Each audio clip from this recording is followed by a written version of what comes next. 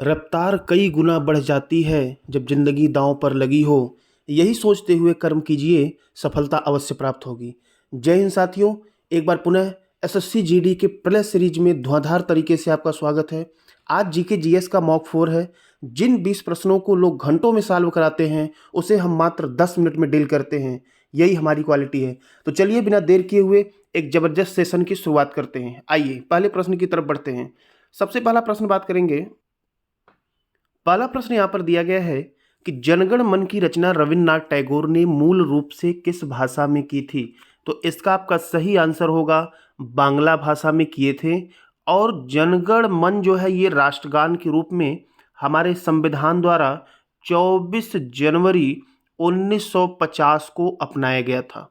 Clear है, ध्यान से सुनिएगा। इसकी रचना रविन्द्रनाथ टैगोर के द्वारा 1911 में की गई थी। और रविन्द्रनाथ टैगोर हमारे देश के साथ साथ बांग्लादेश की जो राष्ट्रगान है आमार सोनार बंगला, उसकी भी रचना किए हैं। और साथ ही साथ श्रीलंका का जो राष्ट्रगान है श्रीलंका मथा, ये भी रविन्द्रनाथ टैगोर से ही प्रेरित है। इतने प्रश्न आप अवश्य ध्यान देंगे। तो चलिए अगले प्रश्न पे बढ़ते हैं। अगला प्रश्न है कि एक ही कब्र में 3 नर कंकाल कहाँ से प्राप्त हुए। तो सही आंसर यहाँ पर होगा दमदमा। दमदमा कहाँ है भाई? यूपी में है। यूपी के प्रतापगढ़ में दमदमा है। ठीक है, यहाँ पर खुदाई हुई थी 1982 से लेकर 1987 तक खुदाई किया था इलाहाबाद यूनिवर्सिटी ने। और यहाँ पर 3 नर कंकाल के जो है कब्र एक ही कब्र से प्राप्त हुए थे। क्लियर है, सही आंसर यहाँ पर सी बनेगा। अगले प्रश्न की बात कर लेते हैं। सामवेद के पुरोहित को क्या कहा जाता है। तो देख लीजिए, इसका जो सही आंसर होगा वो होगा पहला, सामवेद के पुरोहित को उद्गाता कहा जाता है। ये जो अध्वर्यु लिखा गया है ये जो है आपका यजुर्वेद के पुरोहित को कहा जाता है। क्लियर है। और अगला जो होत्र लिखा गया है, ये जो सबसे प्राचीन वेद है ऋग्वेद, इसके पुरोहित को होत्री कहा जाता है। अगले प्रश्न की तरफ बढ़ते हैं। अगला यहाँ पर दिया गया है प्रथम बौद्ध संगीत समिति कहाँ पर हुई थी। तो आपका जो इसका सही आंसर होगा वो होगा पहला, राजगृह में हुई थी। कहाँ पर हुई थी भाई? राजगृह। ठीक है, आप देखिए 4 बौद्ध संगीतियाँ हुई थी, पहला, दूसरा, तीसरा, चौथा। पहला हुआ था 483 जो है ईसा पूर्व में, दूसरा 383 ईसा पूर्व में, तीसरा 247 ईसा पूर्व में, और चौथा प्रथम शताब्दी कहा जाता है। अगर जगह का नाम पूछ रहा है तो आप इसको ट्रिक से याद करें, आर, वी, पी और के। ठीक है, आर से राजगृह, वी से वैशाली, पी से पाटलिपुत्र और के से कुंडलवन जो कि जम्मू कश्मीर में है। अगर ये पूछे किसके शासक में हुआ था, उस समय शासक कौन था, तो आप ट्रिक याद करेंगे ए के। क्या याद करेंगे भाई? ए के। ए से अजातशत्रु, के से कालाशोक, ए से अशोक और के से कनिष्क। ठीक है, तो इनके शासनकाल में हुआ था। इसका सही आंसर पहला हो जाएगा। चलिए अगले प्रश्न की बात करते हैं। असहयोग आंदोलन की शुरुआत हुई थी, कब हुई थी। इसका सही आंसर पहला होगा 1920 में हुई थी। इसका नेतृत्व गांधी जी ने किया था और इसे प्रथम जन आंदोलन भी कहा जाता है। ठीक है, और जब इसकी शुरुआत हुई, कब हुई थी? 1 अगस्त 1920 में। उसी दिन बाल गंगाधर तिलक की मृत्यु हो गई थी। चलिए अगले प्रश्न की बात करते हैं। राष्ट्रीय युवा दिवस पूछा गया है, कब मनाया जाता है। तो सही आंसर होगा 12 जनवरी। स्वामी विवेकानंद सिंह की जयंती पर, सिंह नहीं है, स्वामी विवेकानंद की जयंती पर जो है 12 जनवरी को हर वर्ष राष्ट्रीय युवा दिवस मनाया जाता है।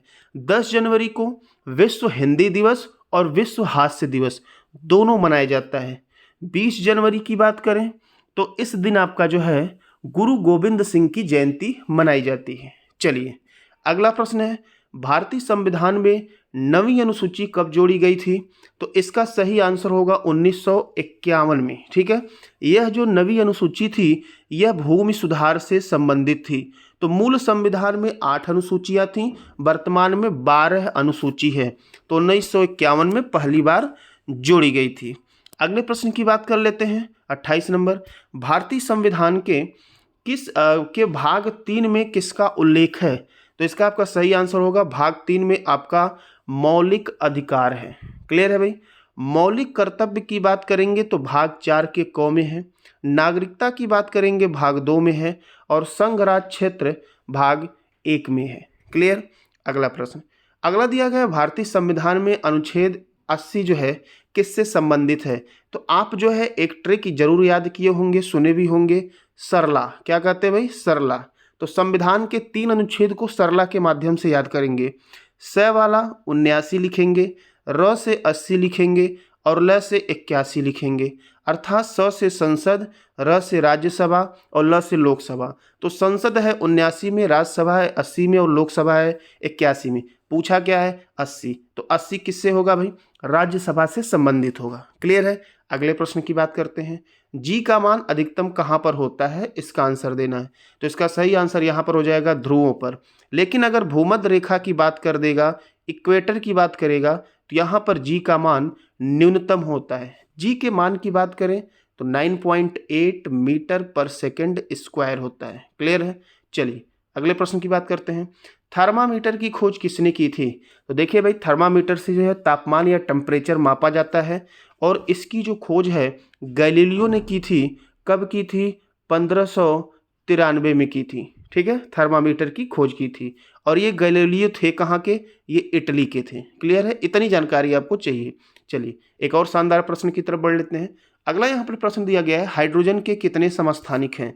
तो देख लीजिए, हाइड्रोजन के 3 समस्थानिक होते हैं भाई। पहला होता है 1H1, दूसरा होता है 1H2, तीसरा होता है 1H3। ठीक है। अगर 1H1 की बात करें तो इसका नाम होता है प्रोटियम। क्या नाम होता है भाई? प्रोटियम। 1H2 की बात करें तो इसका नाम होता है ड्यूटीरियम। ड्यूटीरियम को भारी जल भी कहा जाता है।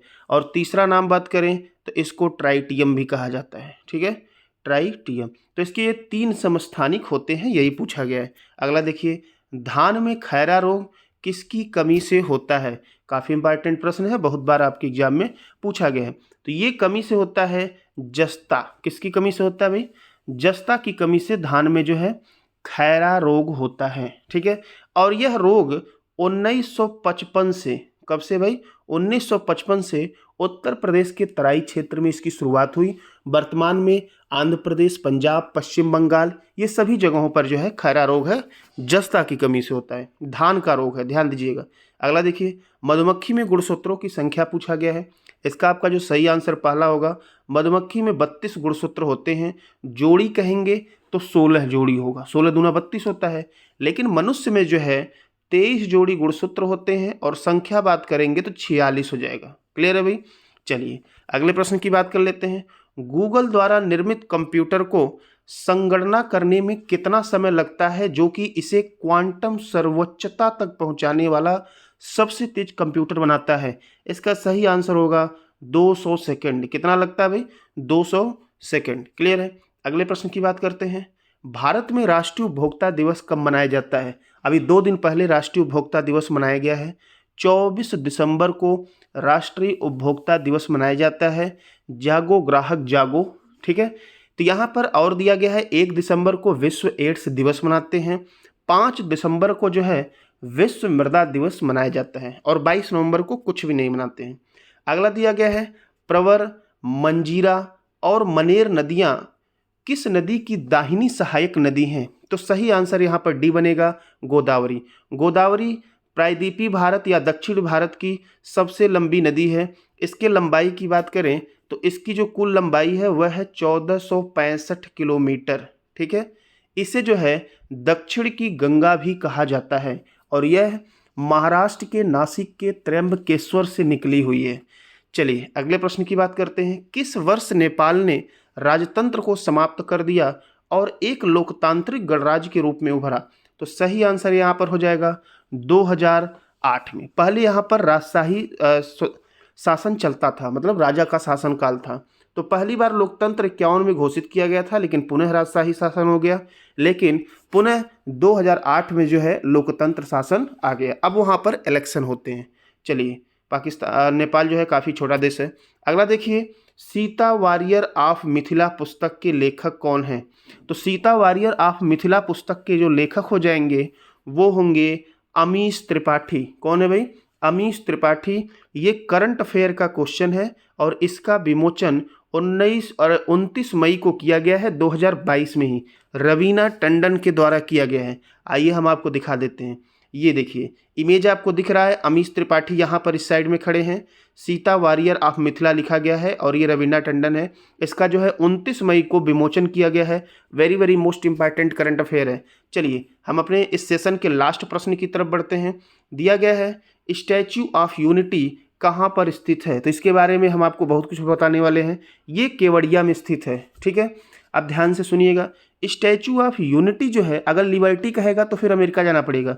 स्टैच्यू ऑफ यूनिटी हमारे देश के प्रथम उप प्रधानमंत्री, प्रथम गृह मंत्री और लौह पुरुष सरदार वल्लभ भाई पटेल का जो है उन्हीं की याद में ये बनवाया गया है, ठीक है। ये प्रधानमंत्री मोदी के द्वारा इसका आधारशिला रखा गया था, लेकिन इसका उद्घाटन 31 अक्टूबर 2018 को हुआ था, ठीक है, क्योंकि 31 अक्टूबर को उनकी जयंती मनाई जाती है और 31 अक्टूबर को पूरे देश में राष्ट्रीय एकता दिवस के रूप में भी मनाया जाता है, ठीक है। बात करें इसकी ऊंचाई की, तो इसकी ऊंचाई दुनिया की ये सबसे ऊंची जो है मूर्ति है, 182 मीटर कहेंगे और फिट में कहेंगे तो 597 फीट इसकी जो है ऊंचाई आएगी। ये विश्व की सबसे ऊंची प्रतिमा है। इसके बारे में थोड़ा सा और बात करें तो यह जो है 3000 करोड़ की लागत से इसका निर्माण हुआ था। 3000 करोड़ की लागत से इसका निर्माण हुआ था। इसमें 300 इंजीनियर और 3000 श्रमिक इसमें लगे थे और इसके डिजाइन जो है सबसे फेमस नाम है राम वी सुतार। ये इसके डिजाइनकार थे जो कि इसका निर्माण करवाए थे। बात करें और कहाँ पर स्थित है, इसके बारे में थोड़ा सा और डिटेल जानकारी आपको दे दें। ये सरदार सरोवर बांध के सामने स्थित है। तो पूछा जाता है सरदार सरोवर बांध कहाँ पर है, तो ये गुजरात में है। और इसके बारे में और क्या बात करें, केवड़िया में ये स्थित है, ठीक है। तो इतनी जानकारी जो है नर्मदा नदी के किनारे है, ये भी ध्यान दीजिएगा, ठीक है। तो चलिए ये हमारे जो है 20 क्वेश्चन जीके जीएस के कंप्लीट हुए और आप देखिए मात्र आपको 10 से 12 मिनट में जो है इन 20 क्वेश्चन को डील करते हैं। आप रेगुलर जो है इसको फॉलो करते रहिए। इसमें काफ़ी ज़बरदस्त प्रश्नों का संग्रह और आपके एग्जाम में छपने की प्रबल संभावना है। मिलते हैं एक और नए सेशन के साथ, तब तक के लिए धन्यवाद। यदि आपको वीडियो पसंद आया हो तो शेयर अवश्य करें।